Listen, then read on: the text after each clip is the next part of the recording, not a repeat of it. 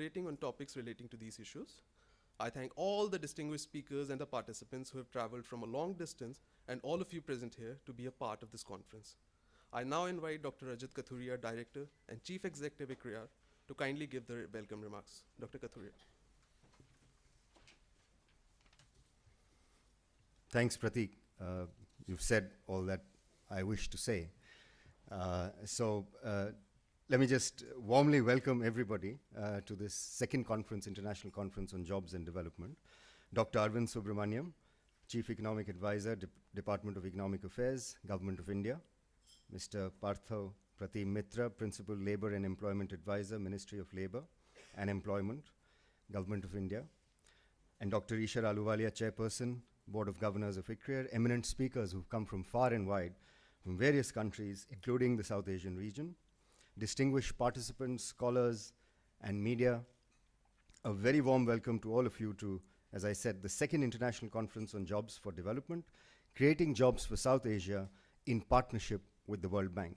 We are in the second year of this conference. The first year produced a number of papers, which you will see on our website. And as Pratik said, that this is extremely important, not only for India and South Asia, but for many regions across the world, in Europe as well, where the demographic profile is on the decline. And as Pratik said, South Asia has experienced a long period of robust growth. In India, we've seen robust growth, and this has translated into decline in poverty, improvements in human development, and the percentage of poor living below $1.25 a day fell in South Asia from 61% to 31% between 1981 and 2010. The proportion of poor is lower now in South Asia than at any other time since 1981. Still, over 40% of the world's poor live in South Asia, more than any other region of the world. The region is home to 500 million poor, and its development is key to meeting global poverty and prosperity goals. The key asset in India, as well as in South Asia, of course, are the people. It has a young population, but a lower female labor force participation rate. The demographic dividend will result in more workers entering the labor force in the future and the region, and we need to add between 1 and 1.2 million additional jobs every month for the next 20 years. Accelerating productive employment creation is therefore critical. In this background, ICRIER, a year ago, we are now completing the second year. Last year, early last year, we began, along with the World Bank and several institutions across the world, we began this initiative, which included scholarship, writing papers, doing research, traveling, attending conferences, disseminating each other's research, called Jobs and Development, Creating Multidisciplinary Solutions. The main objective of this program, which is now, as I said, in its second year, is to contribute to the creation of evidence to enable solutions to the problem of jobs around the world based on research and empirical evidence. And that's really key of what we also do in ICRIER. We try and create evidence, we try and create studies and evidence, and then disseminate it for policymakers to either discourse or implement change. And we find that several of our research, the evidence that we have produced, has actually enabled positive policy action. And therefore, we wish to involve not only the community of academics, we've involved in this research exercise, as with several others that we do, policymakers, academia, private sector, labor unions, development practitioners, and others, so that it's a kind of multi-stakeholder approach, and all stakeholders have their say. In this program, we are collaborating with the Institute for Emerging Market Studies at the Hong Kong University, which is going to be represented in this conference.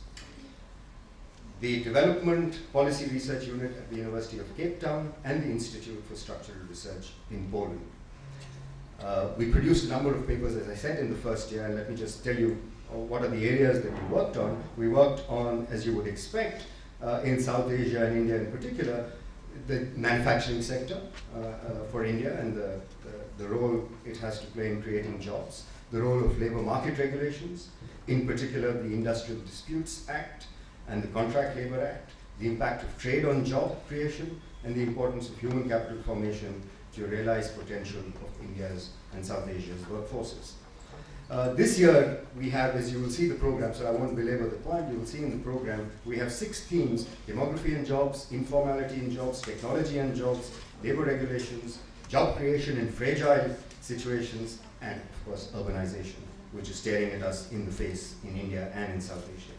Our conference program is designed around these themes, and the special focus, as I said, is South Asia. So you will actually, you will hear the technical, participate in the technical sessions that will follow, and I hope that you have a fruitful engagement in ICRIER. I am once again delighted to welcome all the delegates from South Asia, as well as members from our partner institutes, who will discuss these issues in the technical sessions that follow. I sincerely hope the following sessions of the conference, and I hope you will also interact with each other informally during the tea break and the lunch and dinner at lunch and dinner times, to generate new ideas for future research and provide, try and address some of these really challenging issues for India and for South Asia on the jobs agenda. I wish you all a very fruitful and stimulating conference. Thank you very much for coming. Now I invite our chairperson, Dr. Ahluwalia, to chair the session. Thank you very much.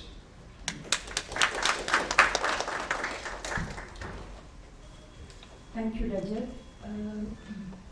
Dr. Subramanian, Mr. Partha, Mitra, Dr. Kathuria, distinguished speakers and participants. Let me join Rajat in welcoming you very warmly to the second conference jointly sponsored by ICRIER and the World Bank. This conference could not be more timely, because if there is one issue that really is preoccupying everyone's mind in our region, we've got rapid growth, we've got declining poverty, we are doing better on human capital, but we are not doing well in terms of employment generation. And while direct poverty alleviation programs can only go that far, true poverty of total population is going to continue to increase pretty much until 2040, when it will be 69%. But this demographic opportunity, if it's not harnessed properly, could turn into a demographic disaster. How do we have to avert that? And I'm also happy to see that you are also looking at aspects of fragility, with the realization that there can be no prosperity without peace. So we have to really develop stakeholders in the region. We have to have more trade, more investment between countries of the region, to see that there are stakeholders who have stake in economic prosperity, in democratic setups in each of our countries, and for that to work with actual data in all these countries to see how we are going to bring about this change in a context where urbanization is also picking up. And if we do not provide jobs with higher productivity in manufacturing and service sectors, if we do not provide skills, if we do not create investment climate in which wealth is generated and employment is generated, we may actually not be able to sustain even the growth that we have achieved in the last 10 to 20 years. So against that background, you will realize what an important area you have taken up for your research, and you brought all these pieces together. And I'm really delighted that to address us in this inaugural session on that, we have not just the Chief Economic Advisor of the Department of Economic Affairs and Government of India. He's one who is known for his innovative thinking. So we turn to Dr. Subramanian to share his thoughts in his usual characteristic out-of-the-box thinking to tell us how we can address this challenge. And then after that, we have a special address by Mr. Partha Pratim Mitra, who is the Principal Advisor in the Ministry of Labour and Employment. And again, you can't think of anyone better to tell us, after listening to Dr. Subramanian, who is known to really come up with solutions, and you have to tell us if what he's suggesting is workable or not. So we've got both of you here to stimulate our researchers as they go forward in their research. So with that, Arvind, I will give you to start.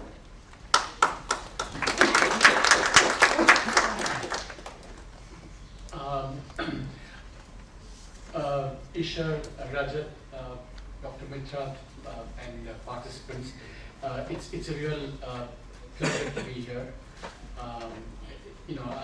I don't like being put on the spot. It's like I have to kind of sing for myself, but I'll try my best.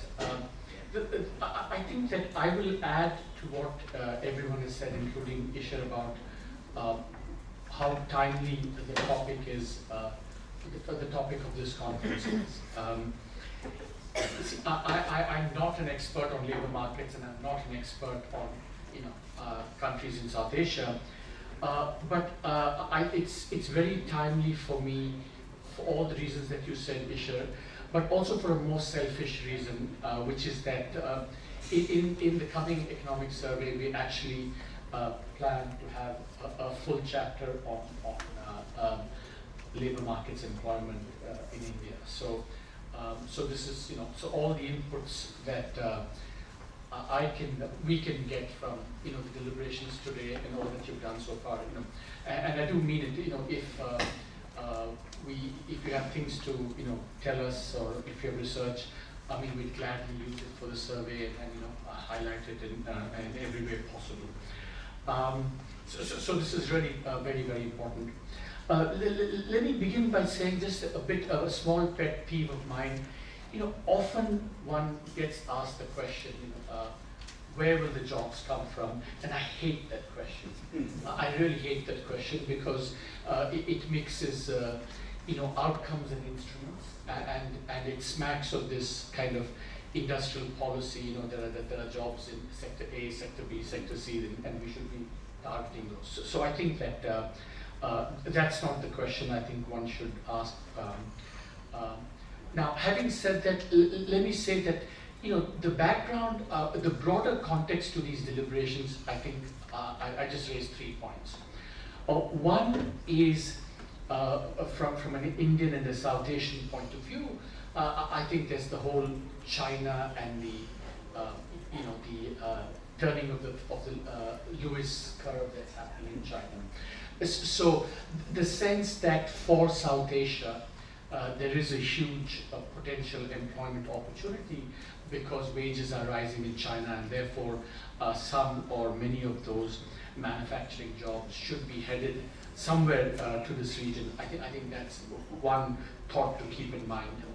A second thought, of course, to keep in mind is relates to this whole premature industrialization phenomenon that my friend and co-author Danny has written about, and there's some work I've done in the context of the Indian states as well, that you do see, at least until recently, not just India as a whole, but within India, the states exhibiting classic forms of premature deindustrialization. That is that, within India, states have peaked in terms of their share of, whether it's manufacturing or employment in manufacturing, share of output or employment in manufacturing, at fairly low levels, like 1% and 2%, I'm talking about forward, and at levels of income that are themselves very, very low. I mean, if you compare a state like, say, Uttar Pradesh with say, Korea, for example, just striking both the level at which the peaking of employment in manufacturing has happened and the level of income at which this happens. So it's a kind of sobering thought to keep in mind, because it relates to the other big point that, going forward, we do have a sense that something akin to, labor-saving, something labor-saving technological change is happening in manufacturing, so that the future is not going to look like the past. And I think that's a second The third, of course, a broader point to keep in mind is what you just mentioned, that while we have to think about labor market policies specifically, I think jobs are created in an overall context of dynamism and growth and investment. So I think that should always be kept in mind, and I think we so anything that increases overall growth and investment is, I think, in some ways almost a first order issue to creating jobs. So that's by way of background, and then let me throw out a few ideas and some questions, some thoughts on looking specifically at labor markets in India. And I think the themes that you're covering basically cover all that I'm going to say, so maybe there's not much innovative things I'm going to say. Let me begin by saying that, maybe perhaps it's time, and I'm sorry, I'm going to focus a little bit on India, and I hope it's applicable to the rest of South Asia. As I said, I don't know the rest of South Asia as well. I think perhaps, it's a time to take a fresh look at kind of labor markets in India. A lot of, I would say, even the research so far is focused on labor laws, and how we can reform these labor laws. And we're having some really exciting experiments in India. Rajasthan has changed its law. I think Madhya Pradesh has just done so. Gujarat is in the process of doing so. And I think first order of research would be to do kind of before after in Rajasthan. I'm told actually that significant changes have happened in, before and after this law. So it would be really good to know what's happening there. So it's not that labor laws are not important. I think they remain quite important. For example, my co-author and also Rana's co-author Amrit his PhD thesis, he does show that finally that all these thresholds in labor laws, they do seem to matter. I think he exploits the 10% law, Rana, if I'm right, and then he basically backs out wedges, implicit tax wedges of these labor laws, and shows that across these states you get some meaningful patterns. These wedges do correlate with share of good jobs, share of investment, and all these things. So labor laws, I think, continue to matter, but I think maybe we've kind of spent too much time on labor laws, and a lot is happening now, which I think should force us to take a fresh look at this. And let me throw out a few thoughts. One, I think that for me, what is still a striking contrast between India and China is convergence in levels of income per capita.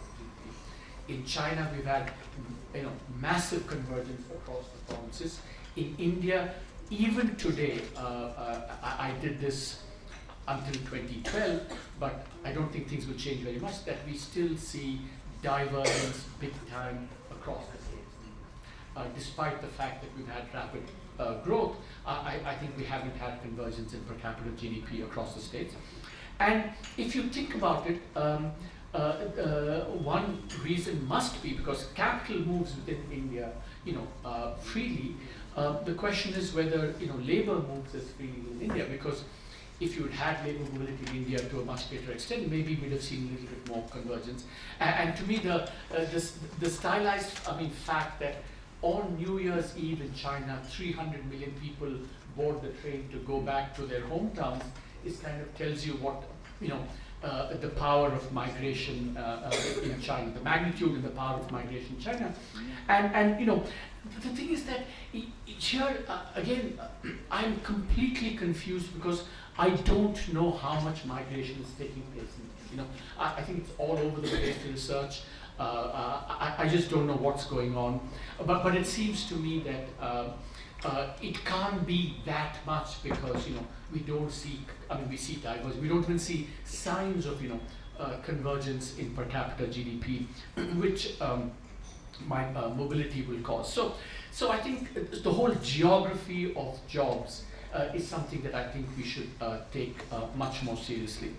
A related point, and this is I must begin, or I should have said this earlier, that my thinking on labor markets has been influenced by my co-author, of course, but also by talking a lot with Manish Sabharwal of TVs, and so really, he's the fount of really innovative ideas in this, and to some extent, I'm just channeling what he's been saying, but also we're collaborating with him. He's got some very exciting data which we're going to use for the economic survey.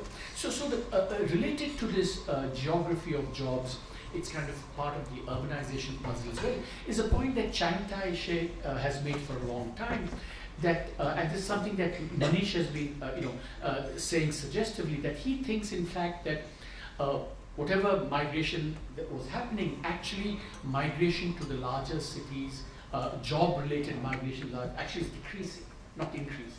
Is decreasing, and the reason possibly is because of rents and the whole land market. So in a sense, land as the land market as a kind of constraint or a challenge for the labor market is something that I think is really terribly important. So he was saying, for example, you see more mobility to the tier 3, tier 4 cities, and an actual slowing down of migration to the tier 1 and tier 2 cities.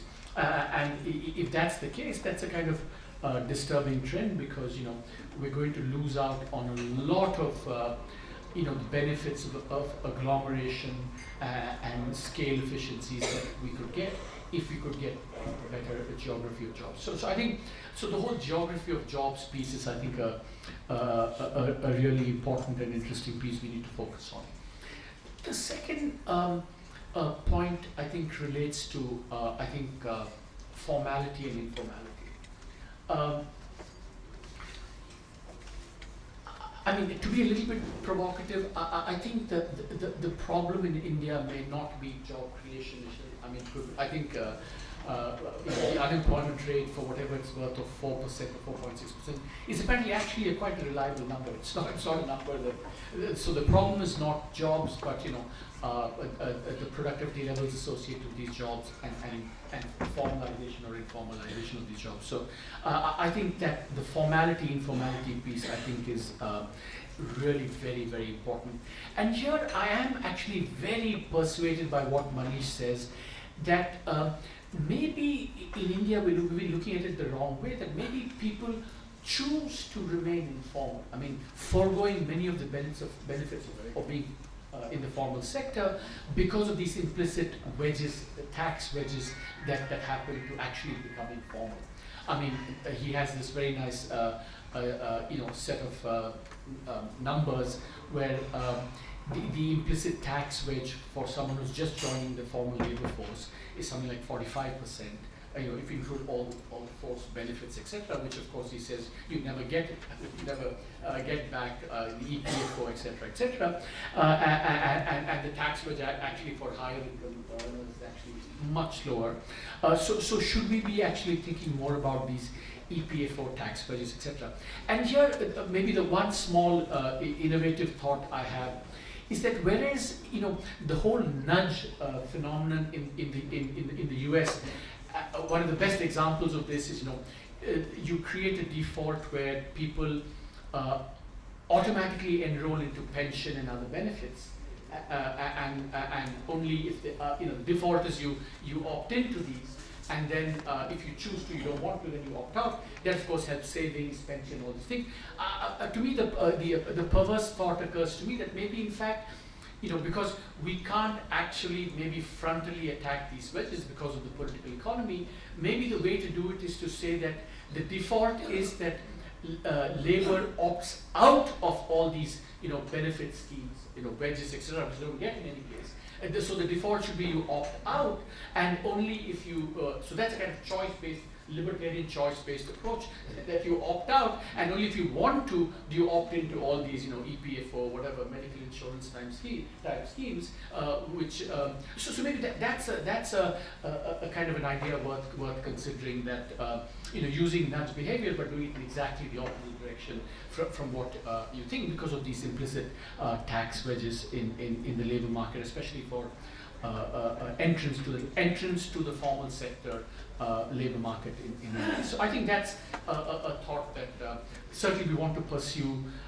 using the data that Manish is kindly providing to us. A third thought is really, having talked about premature deindustrialization, declining share of manufacturing, the real constancy of formal sector employment in India, which is stuck at around whatever 3, 4, 5%.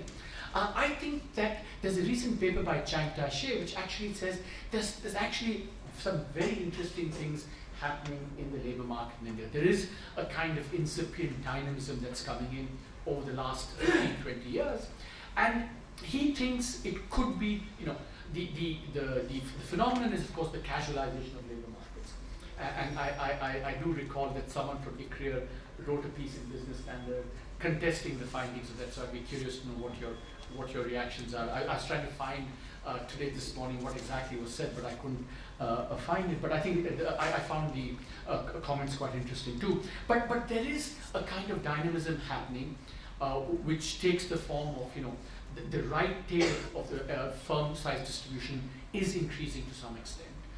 We do find firms growing, again, marginally over extent. And the hypothesis is that, the casualization of the labor force is what's actually helping, because, it's, in a sense, it's basically what it's saying is that it relieves firms of the need to adhere to all these labor laws. So implicitly, it is saying that labor laws matter, and that casualization is actually helped in some ways circumvent kind of Indian jugaad kind of thing happening with the labor markets.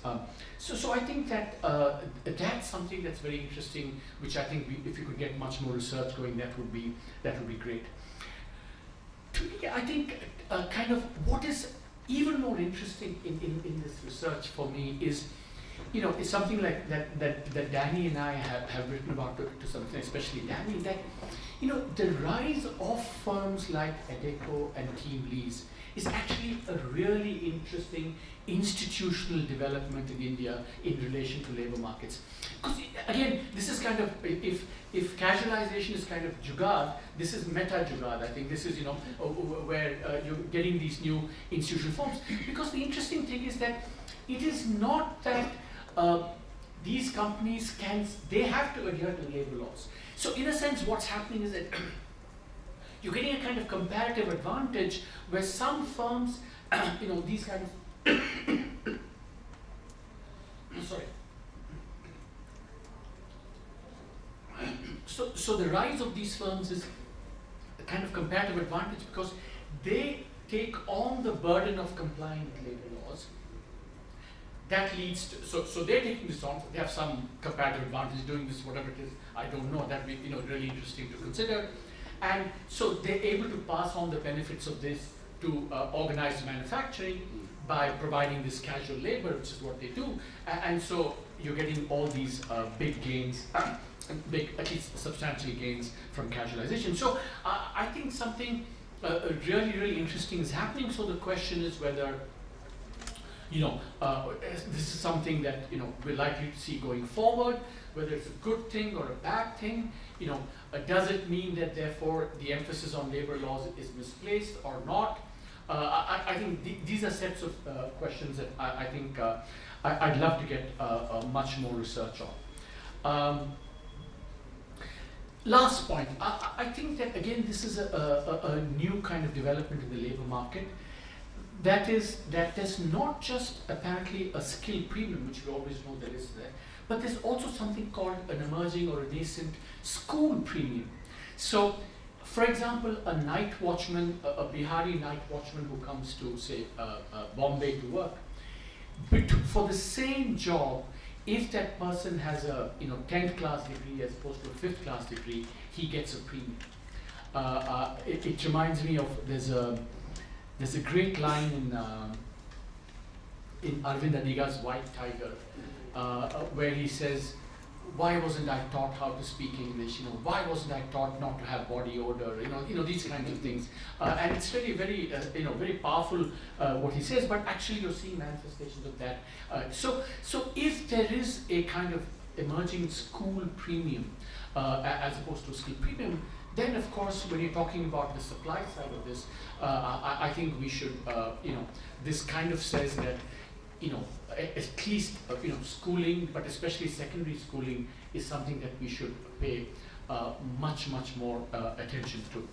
You know, this is a kind of thought I've had for about 15-20 years, and this is related to the school premium. You know, having lived abroad all these years, and you know, when people talk about India, they talk about, you know, the IITs and the IIMs and all of that. And it's always struck me, at least for my generation of people, it struck me that I think India's greatest achievement in many ways, I think, is or was, and I hope it continues to be, is urban secondary school education. And you see, I've always felt that it's our urban secondary schools that produce these vast pools of people who then, you know, whether you went to an IIT or a BITS Pilani or, you know, IIM or whatever, the point was that that pool was fantastic. You know, and what that suggested to me is that secondary schooling in India was actually one of the great successes, both in terms of actually the whole government provision of those Vaya Kendriya Vidyalayas and things, but also, you know, many of us went to private schools in urban India, but they were actually quite well regulated by the state, you know, the CBSE, etc., and why did that happen? I think basically the government responded to middle class pressure. I think it was a wonderful example of political economy at work, where a vocal, vociferous middle class demanded something from the state, and the state actually delivered that in the form of secondary school education.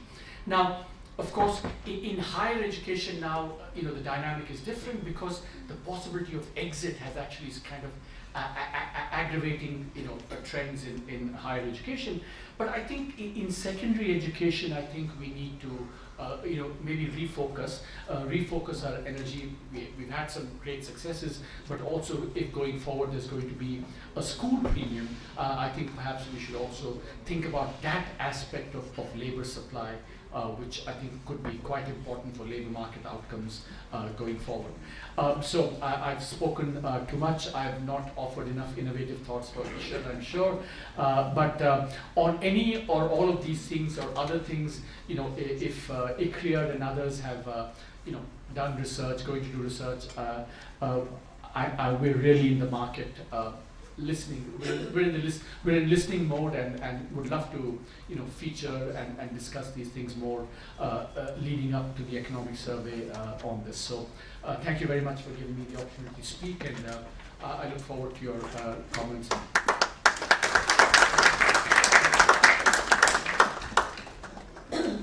Thank you, Arvind. Now I request Dr.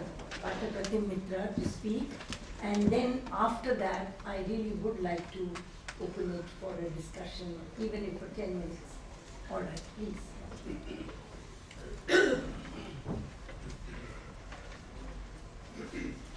Good morning to all of you. Respected Dr. Ahluwalia, Dr. Arvind Subramanian, Dr. Rajat Kathuria. It gives me great pleasure to be here and privilege to address the august gathering on the occasion of the second International Conference on Jobs for Development being organized by ICRIER. At the outset, I would like to thank the organizers of this conference for inviting me. This conference is being held at a time when India's economic growth has picked up pace in the second quarter of the current fiscal. This has been helped by strong manufacturing and signs for revival in investment. GDP rose by 7.4% in the July-September quarter, better than 7% in the April-June period, according to the data released by the CSO. The importance of this conference cannot be overemphasized in view of the priority given by the government to create jobs, and that to decent jobs. A conference like this, in which a large number of experts and policymakers would participate in the course of the next 2 days, brings out the importance of research and technical guidance in the policy making process and identifying issues and problems. Policies on employment are not confined to national boundaries, and hence the research now needs to address the global concerns in an interdependent world. There is considerable debate on the prospects which the global economy offers for the developing countries who aspire to step up growth and development. While the conditions in India are conducive for investment and growth, it is necessary that the policies on job creation takes into consideration the issues and concerns of the labour market. A look at the employment trends in India between 1993-94 and 2011-12 shows that the labour force increased from 381 million in 1993-94 to 485 million in 2011-12, according to the principal and subsidiary status taken together. If we consider the period between 1993-94 and 1999-2000, the total employment increased by 25.5 million, of which 5.1 million was in agriculture. During the period 1999-2000 to 2004-05, there was additional 22 million rise in jobs in agriculture, and between 2004-05 and 2009, about 23.7 million workers withdrew from agriculture due to lack of absorption in that sector. During the period 2009-10 and 11-12, non-agricultural employment increased by 27 million, while employment in agriculture fell by 13 million. Given the above trends in employment, the focus of employment policies will have to shift from agriculture to the non-agricultural sector, particularly the manufacturing and the services sector. While non-agricultural employment during the period 2009-10, 11-12 grew by 27 million, the bulk of the increase was by way of units employing less than 10 workers. It is estimated on the basis of current labour force participation rates by age group that the number of youth which would join the labour force, both male and female, would be to the tune of about 51 million between 2012-17, and therefore non-agricultural jobs will now need to grow at least by 10 million per annum, which has been estimated to be the number of new young people which will be looking for work each year. So this is the context. The focus of labour reforms has been on the issues of compliance, codification of labour laws, and extending the social security coverage to the informal sector. There has been a three-pronged approach to labour reforms, with codification of labour laws being an important strand in this approach. Labour reforms initiatives have been undertaken to amalgamate, rationalize, and simplify 44 central labour acts into 4 to 5 codes in order to bring transparency and accountability, reduce the complexity in compliance, facilitate ease of doing business, setting up of enterprises, and catalyze creation of employment opportunities while ensuring safety, health, and social security for every worker. At present, my ministry is working on the following 4 codes: Code on Wages, Code on Industrial Relations, Code on Social Security and Welfare, and Code on Safety on Working Conditions. Another important plank of labour reforms is a series of e-governance initiatives to enhance transparency, accountability, and issues of compliance, with the ultimate aim to promote universal peace and harmony.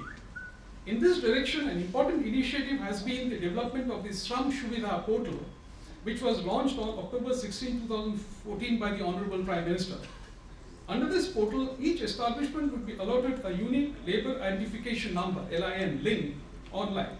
So far, about 1 million establishments have been provided LIN numbers. Efforts have also been made for simplified single online return by the industry for 16 labour laws, and also a computerized labour inspection system which has been put in place. Another important e-governance initiative has been the generation of the Universal Account Number, UAN, by the Employees Provident Fund Organization, EPFO. The UAN makes Provident Fund accounts portable, hassle-free, and enhancement of accountability to services provided by EPFO. UAN has been allotted to more than 56 million subscribers of the EPFO and has been activated for approximately 20 million subscribers. Another important e-governance initiative has been the IT-based National Career Services platform for employment services, which was dedicated to the nation by the Honourable Prime Minister on 20th July 2015. There are more than 34 million job seekers, and about 0.9 million employees are already on the portal, with information of 3,000 career options, 750 counsellors, and vocational training providers. All 978 employment exchanges in the country have been given user IDs and passwords for activating their accounts and coming on board the NCS pool. The third important strand of labour reforms has been extending the social security coverage to the unorganized sector. An institutional infrastructure is being put in place to provide unorganized workers cards which constitutes a large segment of the Indian labor force. Almost 88% of our workforce is in the organized sector. This card will not only give identity to the unorganized workers, but also give them access to health insurance. The objective of the labor reforms has been to ensure that the basic concerns of the workers, which is employment security, wage security, and social security, are addressed, and an ecosystem developed which is conducive to growth of investment and creation of employment opportunities. I once again thank the organizers for having given me this opportunity to share my thoughts with you. Thank you. Thank you. Now I'm going to open this to the floor, and please introduce yourself. We have about 10 minutes. Yes, please.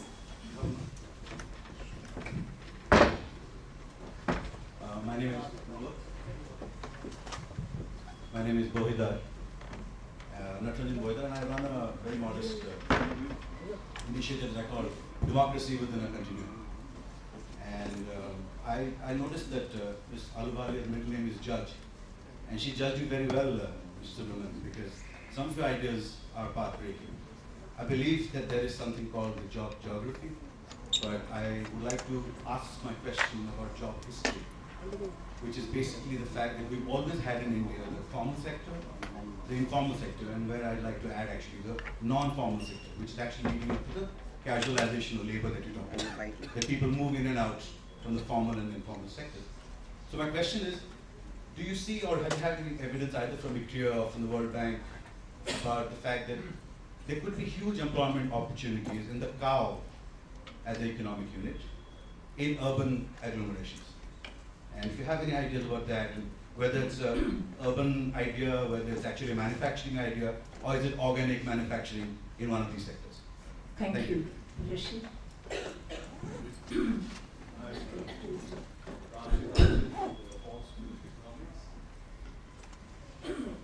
fascinating presentation by both the speakers. My question or thought is that this so-called premature maturity of manufacturing and the growth of the service sector, has this in India also led to the so-called emergence of a middle class? The question being that, in manufacturing, which is much more capital intensive, it's much more difficult for the small producers to come in. And related to it is the question that if this new growth dynamics is taking place, in which the very small producer, like the self-employed, is generating income with small number of workers, and that's to Mr. Mitra. If this dynamism is continuing, then how do you actually create good jobs in this particular situation? Thank you.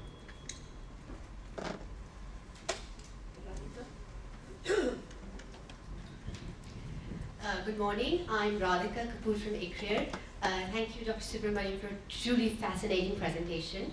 One of the things that really stands out in the Indian manufacturing sector is the proliferation of small firms, even in the organized sector. So when we actually look at the firm size distribution, you find a missing middle. Now, given the fact these small firms really have very low productivity, very low wages, this is really not where the good jobs or the productive jobs that you refer to are going to come from. So what is it can be done to introduce some kind of dynamism and incentivize these firms to expand? I mean, there has to be something other than labor market regulations, because most of these firms are really in the 20 to 50 bit. So I'd like to know what's with that.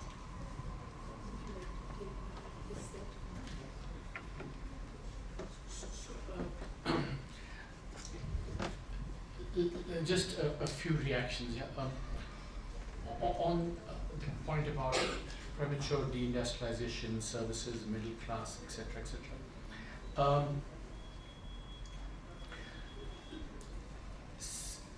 I think that there is a sense in which our premature deindustrialization was a result of policy choices we made going back to 1952, and thereafter. So a strong historical driver of this premature industrialization. Essentially, I mean, the way I like to think about it, and it's a paper that, you know, Raghu and I and a few others wrote on India, on this manufacturing services thing, which is that I think, well, we you know, labor laws were prohibited and so on, but I think there was this aversion to becoming, to bigness. I think our early founding fathers, for reasons good or bad, were really terrified of big business, you know, whether it's the MRTP or all the carrots and sticks, the carrots to remain small and the sticks if you became big, were just, I mean, really, and the labor laws were one manifestation, but we saw them in other spheres as well. So a combination of that and, you know, historical accident of our IITs, etc., resulted in basically we were a country that were in quantity terms unskilled labor intensive, but because of regulation and choices in price terms, we became, you know, the relative price of skilled labor was actually turned out to be cheaper than unskilled labor, and that's why we have this huge services boom and the whole skill intensive. So the interesting thing is, of course, in India, it's not just that the skill intensity manifests itself in services, but also within manufacturing, it's actually very skill intensive and capital intensive. So, you know, that whole thing happened. Now, how should one think about it? I think that, you know, obviously we paid a price on that in terms of, you know, all these jobs. You know, the East Asian route to development was kind of closed off to us. But I think that the one, you know, benefit that did happen, which I think is really quite powerful, and we shouldn't forget that when we think about this, is that because of the services revolution, the endogenous demand for skill and education that arose as a result of that was actually quite important in India. So I mean, I don't have firm data on this or whatever, but I would argue that, you know, human capital formation, you know, because our schooling, you know, was actually not so great, our basic education we neglected for long. I think the skill, the services revolution did create this returns, increase the returns to education, and therefore, you know, all the enrollment and stuff that shot up after the 90s does reflect this, you know, this kind of collateral benefit from a services-led thing, which, you know, so I think in the overall calculus, it's, you know, there's some good, some bad, and I think that's where.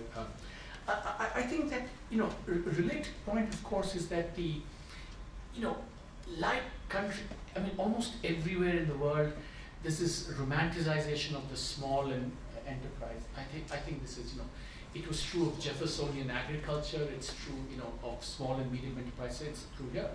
And we know that, you know, you get jobs through dynamism and becoming big and not by remaining small. And I think this is something that's a really important message that all policymakers need to internalize. You know, the romanticization of the small enterprises is something that, you know, it's good. I mean, obviously, you know, if you look at the firm size distribution in India, I think it's, you know, I don't know, 80% of the property distribution is at one firm or something like that. I don't know the exact number. It's huge. So I guess we have to focus on that. But I think this relates to your question that, you know, we have to create incentives to becoming big. But that means, I think, in policy terms, to stop giving the incentives to remain small. You know, I really think this is a message that, you know, so I can't say what more I would do to, you know, I think we need a general thing of dynamics and so on. But all the incentives we provide to remain small. I mean, in a sense, I think it was I think in some, you know, I sometimes like to think that, you know, the biggest policy blunder, historic policy blunder we made was not protectionism, the public sector, etc., etc. I think it was, licensing, and which actually also taxed and all the panoply that kept you know, Indian industry small and small. So I think so. The policy message would be a negative policy message. Not I don't know exactly what we can do to make firms bigger, but I think the panoply of, you know, the things we keep throwing at things to remain small, I think needs to be reconsidered. On the geography of jobs, you know, there's all this research which I'm not totally familiar with, which has been done at the World Bank, and Rana actually knows this quite well, is that it seems like, you know, in India, you see this phenomenon that manufacturing, and this is related to the Chantai point as well, I think manufacturing is moving away from the cities and towards the thing, and, you know, reflecting the fact that maybe, you know, rent costs are very high, therefore attracting labor is very difficult. And so I think we are going to pay some price for that, but again, the overall calculus, whether that's good or bad, I'm not sure, I don't know now. Dr. Mitra? Let me try to address this question of good jobs and why the missing middle. I think labor in India is a sector which has kind of been over-regulated. There are 44 central laws and more than 100 labor laws in the states, because in our constitutional frame of things, labor is in the concurrent sphere. The idea is that having legislated, now we cannot sort of set the clock back saying that, look, we are going to make this market free, we are not going to make any kind of enforcement of these labor laws mandatory. No, that's not the message we would like to give. The message is that labor should be protected, the basic that I have mentioned in my address also. Wage security, employment security, and social security are the three corners of any good, decent working conditions accompanied with safety and health. So the present codification process, which I have mentioned, codifies 44 central laws in labor laws on the code of wages, industrial relations. Hopefully, once the codes are there, compliance of the various labor laws would be easier. The second strand of the labor law reforms is the e-governance initiatives. Our feedback says that employers are not averse to kind of complying with these laws. No, certainly not. I think what we have done is that we send probably an inspector with every labor law to get it enforced on the field. So that has probably kind of created a situation where, as Dr. Subramanian has said, that incentive to stay small. So I stay below the threshold limit so that I don't cross the threshold limit and become kind of subject to the. So we would like to kind of make the compliance easier, make the compliance online, so that, you know, once we kind of get the compliance reports, there would be inspections, because there is a pressure from the maintenance that inspections should be done. Inspections would be there, but a transparent, randomized, objective system of inspections would be worked out online, where the inspection reports would also be put online, so that, you know, if the employer has any issue, if he kind of gets an opportunity to correct, rectify, let him do that. I mean, that's it. However, after having sent the compliance reports, if there is a complaint, then those would be mandatorily inspected. This is the scheme of things which we have thought about. We hope that the entire ecosystem which I mentioned would improve with the processes being put in place.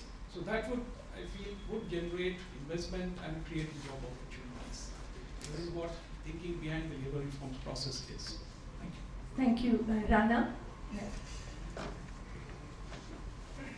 Thank you. I enjoyed both sets of remarks very well by Dr. Subramanian and Dr. Mitra. Two questions. One is on the issue of premature industrialization, and I think a couple of days back there was a Wall Street Journal article on this, quoting you and Danny Roderick, and the journalist himself, I think, had his own take on issues. The question has to do with, there seems to be two stories out there. One is the technology story, and then the other is China. That terror productions that take place, we can't compete against China. But in this context, I wonder, when you looked at the state level work, it seems to me that the infrastructure and institutional requirements for performing well in manufacturing are really a lot more than in modern services, certainly IT. And so what happens is that when we have these infrastructure institutional problems, the return to services become higher, and so firms naturally gravitate to that. So I wonder how much you think that's at play. And then a second question for Dr. Mitra is this issue of fixed-term contracts. I know the World Bank was doing some work on getting away from the 0-1 type contract, and I think we've seen that although contract labor can be a de facto making labor markets flexible, it also seems to attract a certain type of entrepreneur. And some companies have been saying that if if it's a gray area in the law, using workers as contract labor, but in core portions of the production process, we don't want to be part of this. So, just in this call for moving to fixed term, and I wonder if you can speak a little bit to that. Thank you. But before that, I have a couple of questions here, please. Yes. Hi, Albert Park from Hong Kong University of Science and Technology. I wanted to comment on the remarks about China. It's true that in the last decade or so, there's been regional convergence of GDP in China, but that wasn't the case for the early reform period from about 1990 to 2005. It was increasing, not a lot, but certainly not falling, and the big migration period in China was probably the late 90s into the early 2000s. Of course, it's continued at a very high level. And so there's not a direct relationship, I think, as you're describing, between migration and convergence. Convergence in China started to occur at about the same time where you started to see unskilled wages start to go up very fast, because, as you described, the end of the Lewis kind of surplus labor phenomenon. The other thing about the Chinese experience, which is relevant to your comments about casualization, is China really did not pay any attention to labor regulation of migrant workers until much later in the growth process. Again, probably around the mid-2000s, late 2000s, they passed an aggressive labor law. But before that, it was pretty much the Wild West in terms of labor treatment. That was the period that generated enormous amounts of manufacturing jobs. So that resonates with your idea that casualization creates dynamism. My only concern, having been to India several times now, is that that's maybe politically difficult, as the other speaker said, to wind back labor regulation. You talked about making participation in social insurance programs voluntary to create more flexibility. Another way to accomplish that actually is to de-link the social insurance provision from employers and make them universal, as has been done in some Latin American countries. So if everybody in India has a basic pension that's government organized, then whether you're the so-called informal sector or formal sector, moving the cost of mobility now declines substantially. But I just wanted to throw that as another approach.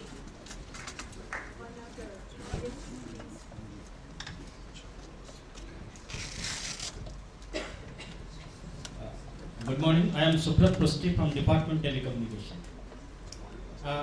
We have seen how ice has melted into water and water becomes steam. There is something called water cycle. And another concept is that a human life cycle. For example, when there was no connectivity, in the industrial civilization, everybody wants to move to a big city, that is a metro city. And everybody wants to stay near to the president's house, because that will be the power center. But the situation has changed. Now people are connected through different types of connectivity, that is ICT, Information and Communication Technology. So a small company like Uber, who was just a taxi company, now it is going to be the world's one of the biggest company due to the power of this technology, that is called ICT. So in the coming days, it is not important where you stay. It is important how you are connected through connectivity and how the power of connectivity is being used by the people. So when we are planning to have 2.5 lakh villages connected with broadband connectivity, we also need the people in the villages to be educated. We also want the people in different places to get the benefit of this ICT so that the jobs can grow. So I will request to see, instead of premature industrialization, we should now think a complete information revolution and how we can take the advantages out of it. Like Khan Academy is now holding a conference in this Indian Habitat World. They are doing it in Hindi. I will request them to do in all 15 languages so that the people can take the benefit not only geographically but linguistically, and also it will percolate to all aspects of it. It will be totally inclusive. That will be my suggestion. Thank you. Thank you. I think you're running out of time, so let me give you I think these were terrific questions and observations. I think on the tech story versus China, Rana, you know, of course, I haven't seen any work that disentangles, but I think, you know, the broader, it's a point that actually that Paul Collier made, I think 10, 15 years ago, maybe 15, 20 years ago, that basically, you know, manufacturing is, you know, transactions intensive, institutions intensive, and you could even say, you know, connectivity intensive. So I mean, and you can pick, you know, there are various papers on this, you know, the disorganization paper by Blanchard and Kremer, you know, the institution's intensity is something that even Raghu and I did in our paper, comparing states and then institution intensity and so on. I think all of those things are true, and they've only reinforced this relative price of manufacturing, you know, the relative returns being much lower. I think, having said that, you know, the one thing I didn't mention, which I you know, as part of this dynamism story that's emerging in Indian thing, is I think this whole, I'm super excited about this Foxconn thing, that, you know, if this were to happen, you know, I think it could be pretty seismic in India in terms of, you know, supposing the whole Foxconn experiment works, let's say, supposing they do come to Maharashtra and then they start small and they become big. I think the impact on other states and you know, first, you know, the competition between states dynamic, you know, the pressure it's going to put, you know, if this works, and also a kind of recognition of what will it take to get this kind of thing.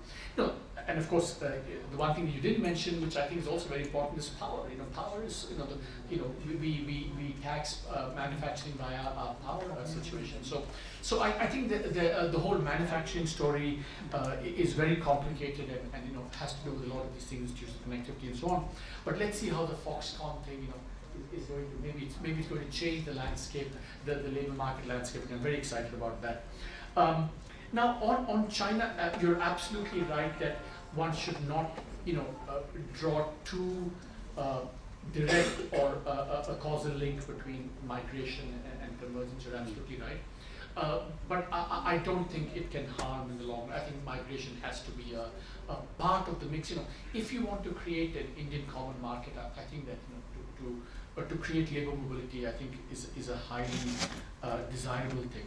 I was very intrigued by your idea at the end that, you know, maybe it's, you know, if you create universal social insurance, then you basically take that out of the equation in terms of employment costs.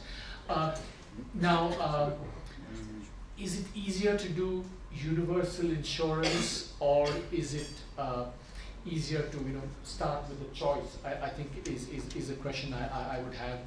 But yeah, but in some ways, if you think about it, in the last budget, we've created the beginnings of comprehensive social insurance, and maybe a collateral effect, if this grows, could be that we create more dynamism in the labor market. But it's a very intriguing thought, and it also resonates with this. You know, in the US, where I lived for a long time, I mean, they basically said that if you can get,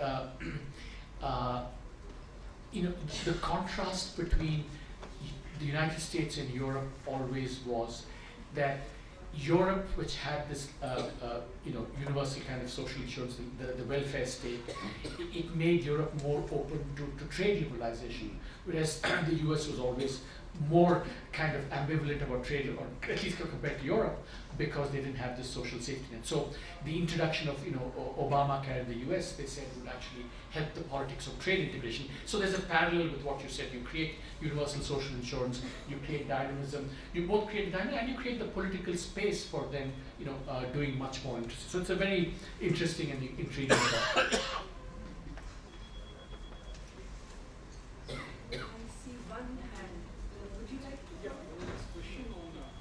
Fixed term contract and contract labor. I think we need to distinguish between two sets of workers. One is the contract worker and other is the contract labor. Okay.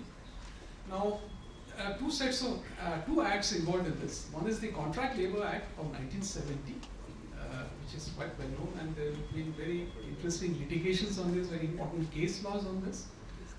It says that every job which is sort of perennial nature will need to be kind of regularized and all that.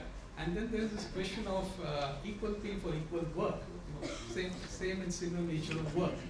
Now, this of course has been a kind of, I should say, both contention between the employers and the trade unions, because obviously Contract Labor Act was kind of enacted to ensure that there is some kind of outsourcing activities, which is also kind of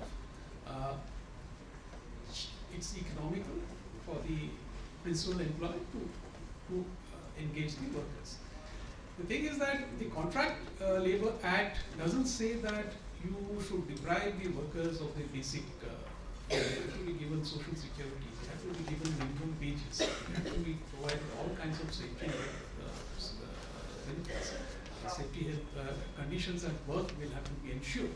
Unfortunately, what has happened is the contract workers have not got this benefit, and that is where the trade unions are kind of agitated in this question of whether the Contract Act itself, Contract Labor Act itself needs to be repealed, or whether we need to kind of bring another form of Contract Labor Act, which kind of ensures not only equal pay for the same and similar kind of work, but also ensures decent working conditions. So that is where it is. The second point about your fixed term contract, I would like to invite your attention to a particular section of the Industrial Disputes Act, Section 20BB, which says that yes, employers could keep workers on fixed term contract. So it's already there in our enactment. So it's up to the employers to take advantage of or utilize that particular section of the Industrial Disputes Act. This is what I have to mention. There's just one very patient questioner at the very end. So please be brief and then I'll get the answer. I can speak. I'm Sri Prakash, Professor at the Academy of International Studies. Very interesting presentations and discussion of that.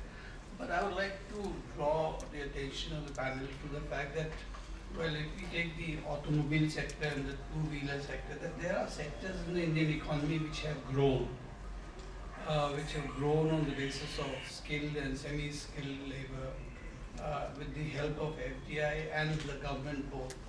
There are examples of public-private sector, whether it's Maruti or it's the present incoming of other auto companies, auto majors who are planning to make India a hub of exports of automobiles to the rest of the world. How has this happened despite all the known obstacles from lack of infrastructure, red tape, and so on? Thank you. Good question. Basically, automotive sector has managed to grow big from small. How has that happened in spite of all the thing that we've done? It's a good question. I'm not an expert on this, so I shouldn't pretend to answer this. I leave it to. I would like to say that there is a kind of historical contingency to it, which is that the TVS whole establishment in Tamil Nadu, in Chennai, creating a kind of initial favorable starting point, and then you get these a couple of investments take place, and then you create these agglomeration effects. But I'm kind of winging it here. I don't know the answer really. So with that, let me say thank you to both Dr. Subramanian and Dr. Mitra. And we agree this has been a very stimulating start to the conference, and we're looking forward to more sessions of the same kind. Thank you.